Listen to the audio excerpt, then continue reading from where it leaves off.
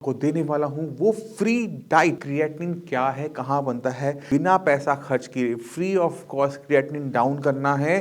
Patient day by day weak होता चला जाता है कि छाती में, फेफड़ों में, टांगों में पानी भरना शुरू कर देता है। नमस्कार, मेरा नाम है डॉक्टर पुरु धवन और आज इस वीडियो में आपको देने वाला हूं वो फ्री डाइट जो आपके क्रिएटिनिन लेवल को डाउन कर सकती है। अगर इस डाइट को समझना है तो पहले आपको समझना पड़ेगा कि क्रिएटिनिन क्या है, कहाँ बनता है, तभी आप इस डाइट से होने वाले असर को समझ पाओगे, इसके फायदे को देख पाओगे, इसके नुकसान को देख पाओगे। तो क्रिएटिनिन जो है वो एक प्रोटीन होता है, वेस्ट मटेरियल होता है जो कि हमारी मसल्स बनाती है। यानी हमारी जो मसल्स हैं वो फैक्ट्री हैं क्रिएटिनिन बनाने की। अगर हमने अपनी बॉडी के अंदर बिना पैसा खर्च किए free of cost creatinine down करना है तो वो बहुत आसान होता है। उसके लिए किसी भी ट्रीटमेंट की ज़रूरत नहीं होती। मैं फिर से करूँ, किसी भी ट्रीटमेंट की ज़रूरत नहीं होती। आपने अपना बस वजन गिराना है। आपने घी या तोरी टिंडा उबाल के खाना है, हल्दी नमक के साथ खाना है। आपका क्रिएटिनिन डाउन होना शुरू हो जाएगा आपके वेट के साथ। और अक्सर हम ये देखते भी हैं, बहुत सारे डॉक्टर्स भी होते हैं जो इस तरह की डाइट पेशेंट को रिकमेंड करते हैं। Patient day by day weak होता चला जाता है और पेशेंट की कंडीशन सुधरने की जगह खराब होनी शुरू होती है। अब आप सोच रहे हो कि क्रिएटिनिन डाउन हो रहा है, कंडीशन कैसे खराब हो रही है, जबकि क्रिएटिनिन डाउन होने पे कंडीशन बेटर होनी चाहिए थी। मैं आपको समझाने की कोशिश करता हूँ। जब आप सिर्फ घिया तोरी टिंडा उबाल के खा रहे होते हो, यानी आप अपना वेट डाउन कर रहे होते हो, तो आपकी बॉडी में एनर्जी लो रहनी शुरू कर देती है। बॉडी में खाना प्रॉपर ना जाने की वजह से हीमोग्लोबिन नहीं बन पाता। आपकी बॉडी में प्रोटीन ना जाने की वजह से आपके टोटल प्रोटीन में कमी आनी शुरू होती है। रिजल्ट क्या होता है कि छाती में, फेफड़ों में, टांगों में पानी भरना शुरू कर देता है। अब क्रिएटिनिन लेवल आपका मान लो कि 4 था, वो घट के 2.5 आ भी गया, वहां पे वो टिक नहीं पाता, क्योंकि आप जब खाना नहीं खा रहे तो आपकी किडनी को भी खाना नहीं मिल पा रहा। और जब किडनी को खाना नहीं मिल रहा तो वो किसी भी कीमत पे सही नहीं होने वाली है। तो ऐसे पेशेंट में एक खास चीज देखी जाती है कि क्रिएटिनिन जो 4 से 2.5 आया था वो वहां पर से मुश्किल से महीना भर टिक पाता है और उसके बाद वो दोबारा से बढ़ना शुरू करता है। मगर अब क्रिएटिनिन भी बढ़ने लगा है, अब बॉडी में वीकनेस भी है, पेशेंट का उठना बैठना चलना सब कुछ मुश्किल हो चुका है। पेशेंट की बॉडी में पानी भरने लगा है। अब पेशेंट को डायलिसिस भी करवाना पड़ रहा है। अब जब पेशेंट डायलिसिस करवाता है तो उस पर लंबा टाइम सर्वाइव नहीं कर पाता, क्योंकि बॉडी में वीकनेस है। वीकनेस क्यों थी? क्योंकि हमने खाना पीना बहुत बदल दिया था। तो मैं ये जो डाइट है अपने किसी भी पेशेंट को एडवाइस इसलिए नहीं करता क्योंकि ये बहुत लंबा टाइम नहीं चल पाती। आपका क्रिएटिनिन डाउन हो रहा है, रिपोर्ट में बहुत अच्छा लग रहा होता है, बट वो बहुत टेम्परेरी होता है। आपको समझना पड़ेगा कि किडनी क्यों खराब हो रही है। आपने डाइट बदली थी, अपना बीपी कंट्रोल में नहीं किया, आपको शुगर कंट्रोल नहीं किया, तो जो क्रिएटिनिन डाउन हुआ था वो सिर्फ मसल मास, यानी जो हमारी क्रिएटिनिन की जो फैक्ट्री है उसे छोटा करने से हुआ था।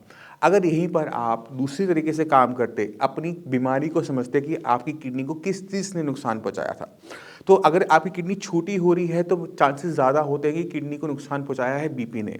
आपका बीपी कंट्रोल में था या नहीं था? अगर आपका बीपी कंट्रोल में आप ले आते हो तो किडनी को और नुकसान नहीं होता। आपका क्रिएटिनिन लेवल 4 था, वो 4 पे ही टिका रहता है क्योंकि अब किडनी को और नुकसान नहीं हो पा रहा। तो ज़रूरी क्या है? पहले उस बीमारी को हटाना जिससे आपकी किडनी को नुकसान हो रहा है, चाहे वो बीपी है चाहे वो शुगर है। एक बार ये बीमारी की जड़ कंट्रोल में आ जाती है तो किडनी को और नुकसान होना बंद हो जाता है। अब सवाल है कि हम किस तरह से क्रिएटिनिन डाउन कर सकते हैं बिना खाने को बहुत ज़्यादा टाइट किए हुए। अगर हम ऐसे पेशेंट में क्रिएटिनिन को डाउन करना चाहते हैं तो हमारे पास एक ही रास्ता होता है, वो है किडनी की फंक्शनिंग को बढ़ाकर, और कोई दूसरा रास्ता नहीं है। अगर किडनी किसी भी तरीके से अपने फंक्शन को बढ़ाती है तो हम क्या देखते हैं कि क्रिएटिनिन लेवल डाउन होने शुरू हो गए। अब वीडियो में आगे बढ़ने से पहले मैं चाहता हूं कि कुछ रिपोर्ट्स को देखो, कुछ पेशेंट की इंटरव्यूज को आप देखो।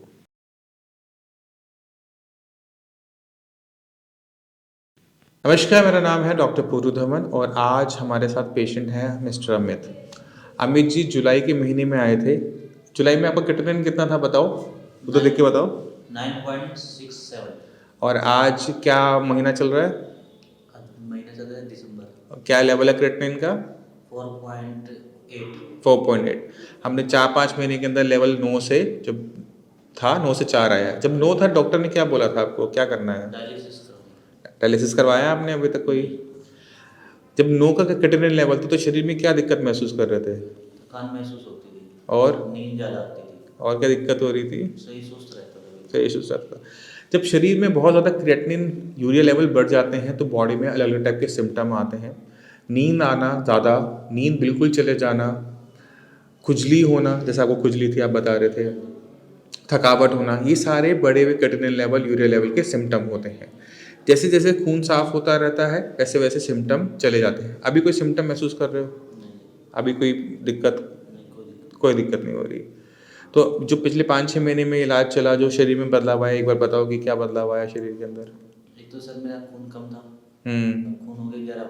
11 पॉइंट हो गया। तब कितना था खून आपका? मेरा जी 5 पॉइंट कुछ था जी। अच्छा।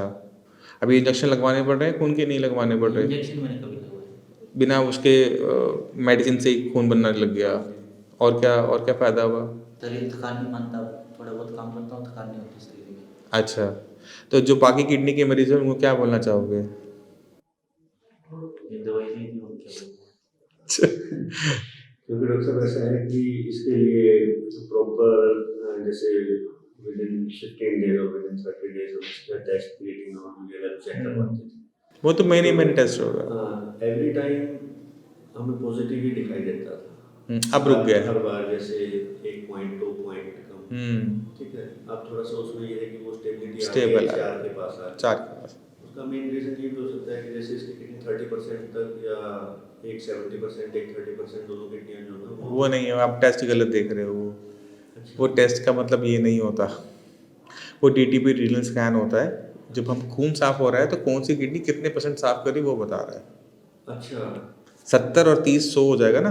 तो वो भी तो डॉक्टर साहब काफ़ी ये था ना, काफ़ी एक मतलब अभी जो जब आप मेरे पास आए थे तो किडनी 90% के आसपास बंद थी।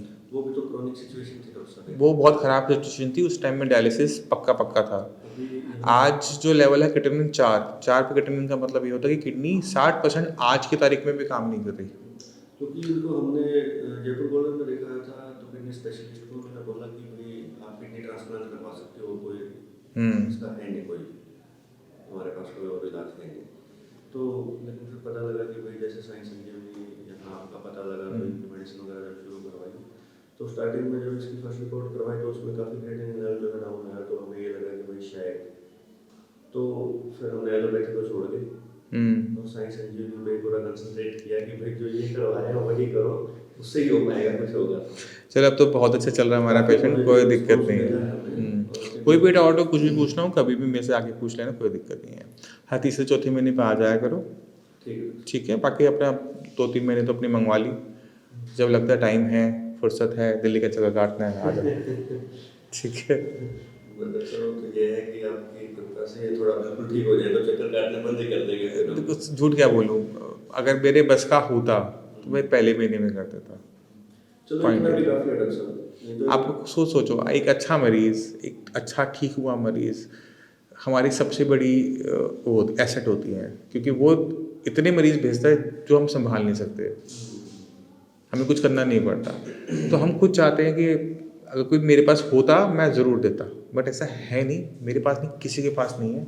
अगर मेरे पास नहीं, किसी और के पास होगा, मैं कहूँगा उसके पास जाके इलाज करवा लो। बिल्कुल। तो चीज़ होनी चाहिए, होगी तो ज़रूर मिलेगी, ठीक है। अच्छे से खाओ, जो दे रखा है उसे अच्छे से लो, मेडिसिन टाइम से लो, लेवल जो डम करवाने कैसे करवाने वो मैं करवा दूँगा, कोई दिक्कत नहीं है, ठीक है। ठीक है। चलें के अंदर हमने किसी को भी घी या तो टिंडा उबाल के नहीं दिया है, उनका वजन कम नहीं किया है, बॉडी में ताकत लाई गई है। अब ये कैसे इनका क्रिएटिनिन डाउन हुआ वो समझने की ज़रूरत है। यहाँ पर जैसे मैं हमेशा कहता हूँ कि किडनी की फंक्शनिंग पे काम करो, किडनी को जो नुकसान पहुँचा रही बीमारी उस पे काम करो।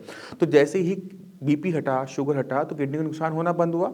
अब जब हम किडनी को मेडिसिन देते हैं तो किडनी की फंक्शनिंग बढ़नी शुरू होती है। किडनी की फंक्शनिंग बढ़ने का मतलब है कि क्रिएटिनिन की, यूरिया की क्लियरेंस बढ़नी शुरू होती है, और रिजल्ट क्या होता है कि क्रिएटिनिन और यूरिया डाउन होना ही शुरू हो जाता है। यहाँ पर डाइट जो है वो बैलेंस्ड है। पेशेंट को दाल भी दी गई है, रोटी भी दी गई है, अगर शुगर नहीं है तो चावल भी दिया गया है, पोहा भी दिया गया है, बिस्किट भी दिया गया है, उसको उपमा भी दिया गया है, उसे इडली भी दी गई है, उसे सांभर भी दिया गया है, उसे डोसा भी दिया गया है। यानी खाने पे किसी भी टाइप का परहेज नहीं करवाया गया। बहुत लिमिटेड परहेज होता है, वो भी मैं आपको समझा देता हूँ। अगर हमने किसी किडनी पेशेंट को सही रखना है तो सबसे पहले हमें कंट्रोल करना पड़ता है पोटेशियम की, उसकी बॉडी में पोटेशियम ना बढ़े। इसके लिए उसे जड़ वाली सब्जियां जिनका कलर ब्राउन होता है वो नहीं खानी होती। अब सब्जी जो ब्राउन ज़मीन के नीचे लगने वाली ज़रा सी होती हैं, आलू, शकरकंदी, अरबी, जिंगन, कचालू। अगर आप इन सब्जियों को अपनी डाइट से बाहर निकाल देते हो तो पेशेंट की बॉडी में पोटेशियम नहीं बढ़ता। और सब्जियां कौन सी होती है जिसको हमें नहीं खाना होता है या अवॉइड करना होता है, वो है हरे पत्तेदार सब्जियां, यानी पालक, बथुआ, मेथी, सरसों, धनिया, पुदीना। इनकी साग और चटनियां मना होती हैं। यानी आप पुदीने का पराठा खा सकते हो, मेथी की रोटी खा सकते हो, आप और कोई चीज़ बनाना चाहते हो आटे के साथ गूंथ कर आप वो खा सकते हो। आप बस इनका साग और चटनी नहीं बनाओगे। ये सब चीज़ें हम क्यों कंट्रोल कर रहे होते हैं? क्योंकि पोटेशियम की मात्रा अगर बढ़ जाए किसी किडनी फेलियर पेशेंट में तो उस पेशेंट को हार्ट अटैक आ जाता है, पेशेंट की डेथ हो जाती है। इसी वजह से हमें इन सब्जियों पे इतना कंट्रोल करना पड़ता है। फ्रूट्स के मामले में भी हमें कुछ चीज़ों का ध्यान रखना होता है कि हाई पोटेशियम फ्रूट्स पेशेंट ना खाए।